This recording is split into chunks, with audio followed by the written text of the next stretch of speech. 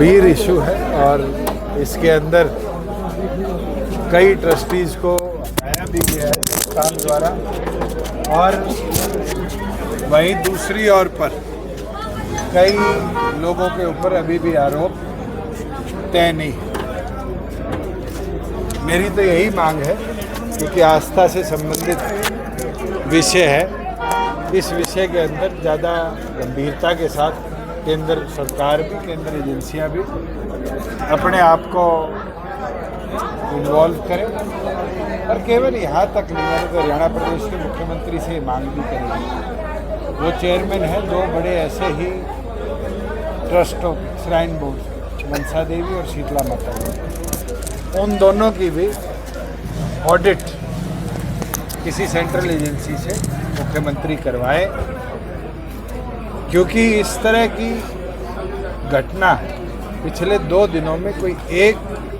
धार्मिक संस्थान तक सीमित नहीं,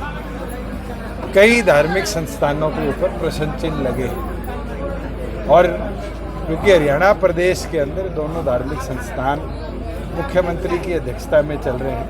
मैं तो यही मांग करता हूँ कि इनकी निष्पक्ष ऑडिट हो और ऑडिट के पब्लिक के अंदर मुख्यमंत्री लाने का काम करें। सर, जन्नत गांव में लगातार धरना चल रहा है 55 दिन से, तो अभी तक पानी नहीं मिला, तो उस पर क्या कहेंगे? देखो, जिस तरह का रवैया मुख्यमंत्री का रहा है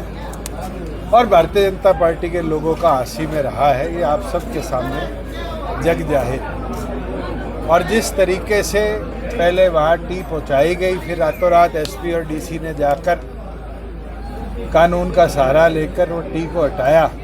उसके बाद मुख्यमंत्री ने मुलाकात करी और झूठ बोल के ये कहा कि अमृत योजना के द्वितीय भाग में पानी की सप्लाई रूरल फीडर में नहीं दे सकते। मैंने तो उस दिन भी कहा था कि मुख्यमंत्री को बताने वाले अधिकारियों ने मुख्यमंत्री को मूर्ख बनाया और ये साबित भी हो गया कि अमृत 2 में कई ऐसे रूरल फीडर्स हैं जिनको अमृत 2 की लाइन से कनेक्शन दिया गया। अब तो मुख्यमंत्री ने फैसला लेना और हमारे राष्ट्रीय अध्यक्ष ने तो स्पष्ट तौर पर गांव में जाकर गांव के लोगों को मिलकर ये बात भी रखी है, वादा भी किया कि इस लड़ाई में पूरी संगठन उनके साथ। हरियाणा के गाँव को पानी नहीं मिल रहा, राजस्थान के लिए डील हुई है, तो राजस्थान की डील जो पानी की हुई है ये एक अलग विषय है और इस विषय के ऊपर क्या उस कागज पे लिखा गया है, हमने तो आरटीआई लगवाई है। जैसे ही वो डाटा हमारे पास होगा जरूर मैं बेहतर तरीके से बता पाऊंगा, मगर हरियाणा का 1 इंच पानी भी हम राजस्थान में नहीं जाने देंगे।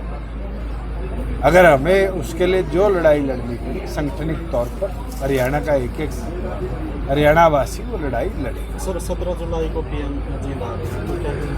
उम्मीद करता हूँ कि जो मेडिकल कॉलेज जींद के अंदर हमने बनाना शुरू किया था, इसके ओपीडी डॉक्टर तो वो बैठा जाए। उम्मीद करता हूँ जो ये उचाना के अंदर 25 एकड़ में फायर सेफ्टी कॉलेज हमने बनाने के लिए ज़मीन ली थी, इसका कोई भूमि पूजन कर दे। उम्मीद करता हूँ हिसार एयरपोर्ट के अंदर जो हमारे आईएमसी बनना था, मैन्युफैक्चरिंग क्लस्टर बनना था, उसकी कोई नींव रख जाए। बहुत सी ऐसी उम्मीदें हैं और तो प्रधानमंत्री तो कई बार हरियाणा आ लिए, अब तक तो कोई बड़ी परियोजना देकर नहीं गए, मगर मुझे उम्मीद है कि जो चौटाला से लेके पानीपत तक जींद जिले को एक नई सौगात हाईवे के तौर पर ग्रीनफील्ड एलिवेटेड हाईवे मिलना था, उसकी घोषणा माननीय प्रधानमंत्री करके पार्टी के BLA 2 की आज बैठक की उचाना की, सभी साथियों को आदेश निर्देश भी दे दिए गए हैं और गंभीरता के साथ सारे साथी उसमें प्रशासन का साथ भी दे रहे हैं। हम तो इसी सोच के साथ काम करेंगे कि अपना कोई रह ना जाए और फर्जी कोई बच ना जाए। इन वोटों को पूरी तौर पर मॉनिटर करने का काम